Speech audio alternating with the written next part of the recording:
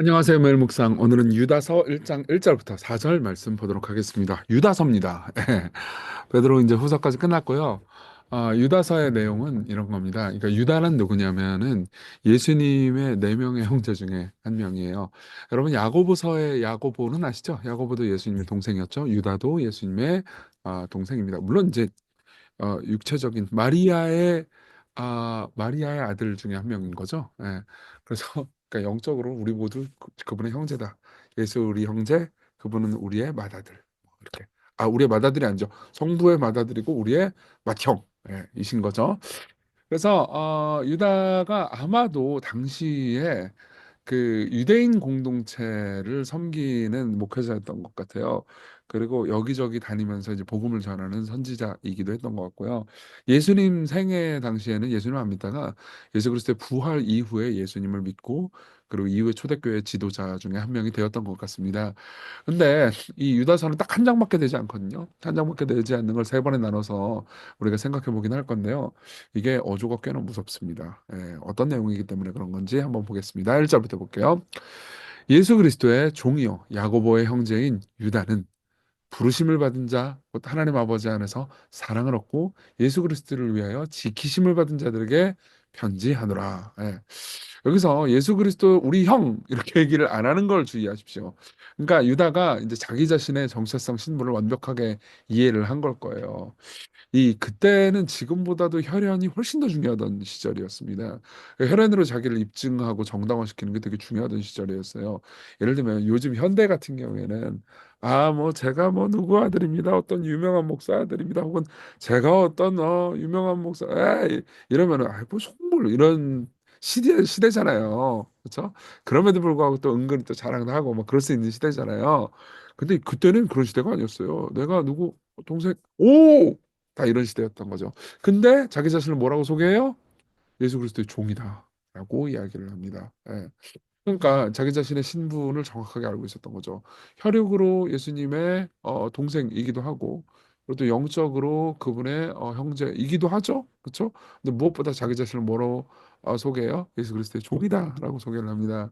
그러면서 유다는 자 보세요. 부르심을 받고 사랑을 얻고 지키심을 받은 자들에게 편지하더라. 이게 다 수동태입니다. 그러니까 제일 먼저 강조하고 싶은 것은 유다는 우리의 우리가 받은 은혜의 확실함, 우리가 받은 구원의 확실함을 얘기하고 있어요. 그래서 너희들에게 편지를 한다. 그러면서 긍휼과 평강과 사랑이 너희에게 더욱 뭐라고 돼 있어요? 많을지어다라고 말합니다. 그러니까 이미 있어요. 이미 있는데 앞으로 계속해서 많기를 이 요청하고 또 소망하고 이런 거죠. 근데 여기서 많을지어다 요걸 좀 한번 생각해 보려고 해요. 여러분 축도도 보면은 축도도 주 예수 그리스도의 은혜와 하나님의 사랑과 성령의 교통하심이 너희와 함께 있을지어다로 끝나잖아요. 그래서 그러니까 여러분들이 이제 다양한 교회를 다녀보신 분들은 뭐 시공교회 같은 교회는 이제 뭐 찌어다 이렇게 하고 끝나고 고린도후서 13장 13절에 나오는 대로 어떤 교회는 있기를 원하나이다 죽어나옵나이다 그러면서 형태가 되게 다양하잖아요. 그래가지고 많은 분들이 어떤 형태가 맞는 거냐, 성경대로 찌어다 이렇게 말해야 되는 거 아니냐. 아니 찌어다 목사는 하나님이 아닌데 어떻게 목사가 겸손하게 있기를 원하나이다 이렇게 말하는 게 낫지. 이렇게 다양한 의견이 있는데 그리스어로 보면요 희구형이에요. 많기를 원합니다라고 할 수도 있고요, 찌어다라고 말할 수도 있고요. 둘 다 맞는 번역입니다. 그러니까 딱히 저기 여러분들이 그것 때문에 이렇게 화내고 열받고 그럴 일은 아니다. 그러니까 이제 뭐지 뭐 어떻게 강사님이 오셔가지고 원하나이다. 그럼 그냥 원합니다. 그럼 되고요. 우리 교회에서 하는 것처럼 찌어다. 우리 교회는 그냥 성경 개역개정 성경을 존중하는 거예요. 그리고 실제로 이제 이렇게 명령어로 번역하는 게 제 생각에는 더 맞는 것 같기도 해요. 그래서 그럼 그냥 그런갑다 하시면 됩니다. 근데 어쨌든 간에 긍휼과 평성과 사랑이 너에게 많을지어다. 그래서 일종의 축도를 하죠. 그러면서 3절에 보면 이런 표현을 합니다. 사랑하는 자들아, 우리가 일반으로 받은 구원에 관해서 내가 너에게 편지하던 생각이 간절하던 차에, 근데 여기 이제 번역이 조금 그런데 간절했었는데 그런데 그러나 이렇게 번역하는 것이 좋습니다. 그리스 어문에 따르면요. 그러니까 내용은 이거예요. 유다가 원래는 구원에 대해서 이렇게 아름다운 좋은 말들 너네 이렇게 은혜 많이 받았지 그러면서 막 편지 쓸락 했어. 근데 문제가 하나 생겼어요. 어떤 문제가 생겼냐? 성도에게 단번에 주신 믿음의 도를 위하여 힘써 싸우라는 편지로 너희를 권하여야 할 필요를 느꼈노니. 생각이 달라졌어요. 너희들에게 단번에 주신 믿음의 도가 있다. 그러니까 한 번에 모든 것을 주신 구원이 있는데 그 구원에 대해서 잘못된 말을 하는 놈들이 생겼다. 그리고 그것 때문에 너희들이 싸워야 된다. 예. 그래서 싸울 것을 종용하는 편지를 내가 좀 보내야 될 것 같다라고 이야기를 하는 거죠. 여러분들 입장에서 그거는 교단의 이단 대책위원회나 아니면 목사님들이나 이런 분들이 싸워야 되는 거지. 내가 무슨 뭐 신학도 모르는데 내가 이단이랑 왜 싸워야 돼? 이렇게 생각할 수 있어요. 근데 우리가 유다서를 찬찬히 보면서 이유를 좀 살펴볼 겁니다. 이유가 뭐냐? 4절. 가만히 들어온 사람 몇이 있습니다. 그들은 예적부터 이 판결을 받기로 미리 기록된 자니 경건하지 아니하여 우리 하나님의 은혜를 도리어 방탕한 것으로 바꾸고 홀로 하나이신 주제 곧 우리 주 예수 그리스도를 부인하는 자니라. 그러니까 이들은 어떤 자들이에요? 그러니까 이들은 저주 안에 있는 자들이에요. 근데 문제는 뭐냐면 이들이 교회 안에 들어와 있는 거예요. 교회 안에 들어와서 어떻게 하냐? 잘못된 교리, 잘못된 진리가 아닌 것을 막 이제 말하고 다닌 거예요. 근데 그 내용이 뭐냐? 은혜를 방탕한 것으로 바꿨습니다. 이게 첫 번째 문제예요. 예. 은혜를 방탕한 것으로 바꿉니다. 그러니까 하나님께서 주신 은혜가 있어요. 단번에 주신 은혜가 있습니다. 예. 그러니까 유다는 그 은혜를 은혜 아닌 걸로 바꾸려고 하지 않아요. 예. 은혜는 여전히 은혜입니다. 조건 없는 은혜를. 근데 문제는 이렇게 은혜 받았으니까 마음대로 살아도 된다. 이런 잘못된 결론으로 가는 거죠. 예. 그런데다가 홀로 하나이신 주제 곧 우리 주 예수 그리스도를 부인하는 자니라. 그러니까 예수 그리스도 외에 다른 어떤 구원의 중보 이런 것들을 말해주는 존재였던 것 같아요. 우리가 조금 더 볼 거예요. 내일도 보고 볼 건데 어쨌든 그런 문제가 있었다. 그렇기 때문에 싸워라. 이게 이제 유다서의 첫 부분의 내용입니다. 4절밖에 안 되죠. 그래도 우리가 생각할 게 좀 있습니다. 전제 적용해 봅시다. 그러면 믿음의 도를 위해서 내가 어떻게 싸워야 되나요? 제가 뭐 이단 대책위원회라도 들어가야 되나요? 신학 공부를 해야 되나요? 아니요, 아니요. 그런 거라기보다는 신학 공부는 해야죠. 근데 이제 신대원에 갈 필요는 없어요. 여러분들이 이제 평범한 성도들이 일상의 삶을 살아가면서 믿음의 도를 위해 싸우는 법을 첫 번째로 알려드리겠습니다. 진리를 알므로써 믿음을 수호할 수 있어요. 네. 여러분 교리 그리고 신학 이거는 목회자들이나 하는 거라 이렇게 생각하면 안 돼요. 여러분들이 복음을 정교하게 이해하지 않으면 쉽게 넘어가요. 예. 제가 요즘 봐도 그러니까 이 특히 유튜브에서 여러분들 강의 많이 들으시잖아요. 유튜브에서 또 설교 많이 듣고 그러시잖아요. 근데 그 중에서도 야, 이거 정통교리하고 미묘하게 좀 다른데 위험하다라고 하는 것들 중에서 이단 딱지를 안 붙인 예, 그런 것들이 생각보다 많습니다. 저는 되게 좀 위험함을 많이 느껴요. 물론 여러분들은 이종규 너도 그럴 수도 있잖아. 그러면 제가 할 말은 없어지는데, 근데 어쨌든 이제 제가 저 자신을 변호하자면, 저는 그래도 정통교리 안에서 벗어나지 않는, 그러니까 소위 이제 2000년 동안 신앙의 선배들이 한 마음으로 고백한 내용 안에서 한 마음으로 말을 하려고 하거든요. 예. 그러니까 저 자신의 개인적인 판단, 개인적인 해석을 경시하는 편입니다. 여러분 제 설교 오래 들으신 분들은 제가 인용 많이 하는 거 아시죠? 그냥 각주 붙이는 거거든요, 각주. 그래서 무슨 학자가 어떻고. 그래서 성도들 중에서 이런 사람이 있어요. 목사님은 저 그냥 한국어 이름은 잘 까먹으면서 외국 이름 잘 기억한다고. 그래서 우리 성도님들이 좀 늘어나면서 제가 이름 까먹는 경우가 많아서 죄송합니다. 근데 어쨌든 간에 핵심은 그게 아니죠. 예. 이 복음의 내용을 여러분들이 정교하게 잘 알지 않잖아요. 그러면 이 유튜브에서 이분 설교도 은혜롭고 저분 얘기도 은혜롭고 그건 상충되는데 뭐가 뭔지 몰라 나한텐 난 은혜되면 짱이야. 그 위험합니다, 여러분. 예. 그러니까 여러분 진리를 잘 알도록 노력하셔야 돼요. 시간께서 교리학교 계속 열심히 하는 것도 그 이유예요. 두 번째로는요. 그리스도와 함께 개인적으로 성장할 때 믿음으로 수호할 수 있어요. 보세요. 여러분들이 이걸 어떻게 다 신학적으로 다 분별해요. 그건 쉽지는 아니에요. 공시학 공부도 하긴 해야 되지만. 근데 여러분들이 경험적으로 진리를 잘 알잖아요. 그러면 듣고 나서 스스로 감각으로 잘 알 수 있어요. 무슨 말이냐면 이단을 잘 분별하는 방법은 이단에 대한 공부를 많이 하는 것보다 그것도 필요하겠죠. 근데 정권 전문가의 영역이고 진리를 잘 알면 돼요. 그 위패 있잖아요. 위패. 위패를 분별하는 방법은 이 진품 화폐를 많이 공부하는 거라고 그러더라고요. 여러분들이 복음의 은혜를 잘 알잖아요.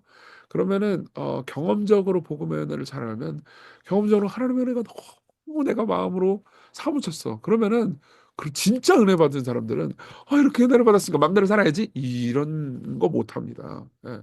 정말 은혜 받은 사람들은 내 과거의 삶을 참으로 참회합니다. 나 이제 하나님 뜻대로 살겠습니다. 이렇게 다 돼요. 이해되시죠? 그러니까 경험을 거스르지 못합니다. 그러니까 여러분들이 복음의 은혜의 경험을 지속적으로 추구하는 거 이게 두 번째고요. 세 번째로는 본질적인 거에 일치를 유지함으로써 믿음을 수호할 수 있어요. 그러니까 자꾸 비본질적인 거로 많이 싸우잖아요. 그럼 오히려 이단으로 넘어가기가 쉬워요. 그래서 예배 음악 방식이니 뭐 어쩌니. 그러니까 실제로 보면은 우리는 정통이야, 정통이야, 정통이야 그러면서 실제 정통교리, 복음, 그리스도의 영광 이런 거에 대해서 별로 관심이 없고 우리는 특정한 방식으로 찬송해야 돼. 우리는 특정한 방식으로 뭐 교회 정치를 구조해야 돼. 이거에만 집중하잖아요. 그럼 오히려 복음을 망각하는 경우가 흔합니다. 예. 그러니까 오히려 본질에 집중할수록 여러분들은 성장할 수 있습니다. 자, 그때 여러분들이 어떻게 하냐? 싸움의 힘이 어디서 오느냐? 구원의 확신이 오히려 우리가 싸움 힘을 줘요. 아까 제가 말씀드렸듯이 구원의 확신을 여러분들이 어설프게 알 때 방종하게 됩니다. 그래? 그렇게 날 사랑하신다고? 그럼 내 마음대로 살지. 이거 진짜 은혜 못 받은 거예요. 예. 정말로 여러분들의 빚을 다 갚아준 사람이 있습니다. 엄청난 희생을 해서. 근데 여러분들이 그 모든 것을 진짜 감동을 받았어요. 그러면 이 사람을 계속 이용해야지 이럴까요? 아니요, 여러분 그렇게 되지 않습니다. 그래서 존 파이퍼 목사님 이렇게 얘기해요. 유능한 총사령관이 해안에서의 승리를 약속했다고 해서 군대들이 무기를 발 밖으로 던져버려도 된다는 뜻은 아닙니다. 승리의 약속은 전투에서의 용맹을 전제로 합니다. 하나님께서 당신의 교회가 패배하지 않도록 지키겠다고 약속하실 때 그 목적은 우리가 칼을 내려놓고 점심이나 먹으러 가는 것이 아니라 성령의 검을 들고 싸워 이길 힘을 주시는 하나님을 신뢰하면서 확신 있게 나가는 것입니다. 하나님의 약속된 안전이 무단히 탈을 정당화하는 데 사용된다면 우리는 그 대열에 배신자가 있음을 의심해야 됩니다. 무슨 말인지 이해되시죠? 네. 자, 우리 같이 기도합시다. 이미 우리에게 단번에 주신 믿음을 즐거워하고 체험하게 해달라고, 감사하는 오늘을 살게 해달라고, 그리고 매일 성장하는 은혜의 삶을 살게 해달라고, 하루에 조금이라도 예수님 더 알아가게 해주세요. 그런 하루 되게 해주세요. 오늘 일에서나 공부에서나 가정에서의 섬김에서나 그분을 알아가게 해달라고 같이 기도합시다.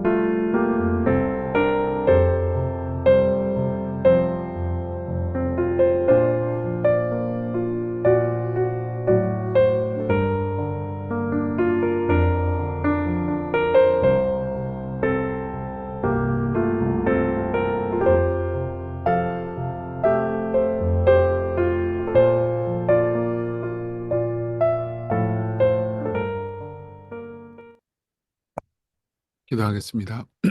은혜로우신 주님, 이미 우리에게 주신 단번에 주신 믿음, 약속된 승리, 이것을 굳게 믿고 은혜를 더 알아가는 하루가 되게 해주세요.